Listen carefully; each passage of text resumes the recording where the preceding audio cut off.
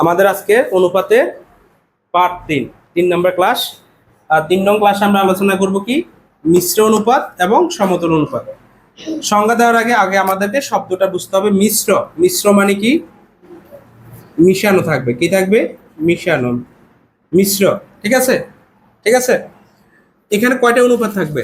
2 বা ততোধিক।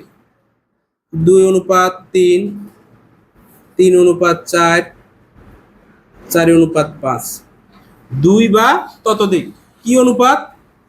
এরা সবাই হচ্ছে কি অনুপাত? সরল অনুপাত। 2 বা ততোধিক সরল অনুপাতের পূর্ব রাশিগুলোর কি ফল? তাহলে এই অনুপাতের পূর্ব রাশি কত? 2। এই অনুপাতের পূর্ব রাশি কত? 3। এই অনুপাতের পূর্ব রাশি কত? 4। এদের কি ফল? গুণফল। তারপর কি চিহ্ন দেব? অনুপাত। ও উত্তর রাশিগুলোর কি ফল? উত্তর রাশি কত? এখানে 3, এখানে কত? তারপরটা কত? 5। এগুলোর গুণফল কত হবে বলো? 12, 12 দুগুণ কত? 24, 20, 3 কত? 60। কয়টা অনুপাত ছিল?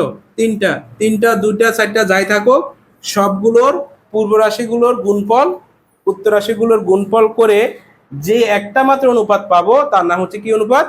মিশ্র। এখানে সকল অনুপাতের মিশ্রণ আছে, এই জন্য তার নাম হচ্ছে কি মিশ্র অনুপাত। বুঝতে পারছি আমরা এটা? সম বলো, সম অর্থ কি? সমান। তুল মানে কি? তুলনা। কিভাবে তুলনা হবে? সমানভাবে তুলনা হবে।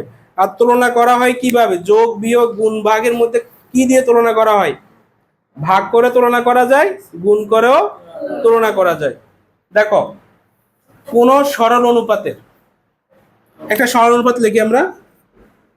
5 ভাগের কত? 5 অনুপাত কত? 7। কোন সরল অনুপাতের, ঠিক আছে, পূর্ব রাশি ও উত্তর রাশিকে শুধুমাত্র কি ছাড়া? শূন্য ছাড়া যে কোনো সংখ্যা দ্বারা তুমি কি করতে পারবে? একবার গুণ করবা, একবার কি করবা? ভাগ করবা। গুণ করা এবং ভাগ করলে অনুপাতের মানের কোনো কি হবে না? পরিবর্তন হবে না। এরকম অনুপাতকে কি বলে? সমতুল। এবার আসো, এই অনুপাতকে যদি আমি ভগ্নাংশ আকারে লিখি, লিখছি তো? যদি আমি 2 দ্বারা গুণ করি, এটাকে কত দ্বারা গুণ করব? এটা কত দ্বারা গুণ করব? এখানে কত হবে? এখানে কত হবে?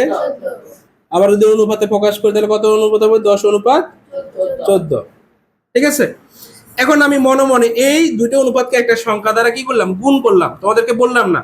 গুণ করে আমি এখানে বসাইলাম 25, এখানে বসাইলাম 35।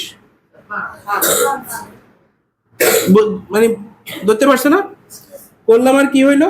25:35। এখন দেখো, যদি আমি এখন কাটাকাটি করি, কত দিয়ে কাটবো? কত হবে? কত দিয়ে কাটবো? 2 দিয়ে। কত হয়ে গেল? তুমি গুণ করো আর যাই করো, ঘুরায় যখন আমি আবার কাটাকাটি করব, সে যেরকম রূপ ছিল আবার সে রূপে কি করা যাবে? তাকে পাওয়া যাবে। এখন দেখো, এখানে যদি কাটাকাটি করি, 5 দ্বারা গেলে কত হবে? 5, 5 সাথে কত? তাহলে গুণ করো আর ভাগ করো, যাই করো, আমরা গুণ করলে বাড়বে, ভাগ করলে কমবে। যেভাবে করব আমাদের কিন্তু মানের কোনো পরিবর্তন হবে? হয়েছে?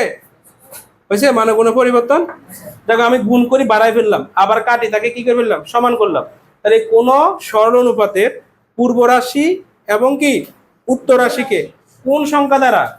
শূন্য ছাড়া তুমি যে কোনো সংখ্যা দ্বারা গুণ করো বা যে কোনো সংখ্যা দ্বারা ভাগ করো, তোমার শুরুতে যাই থাকবে তুমি আবার তাকে ফেরত পাইবা।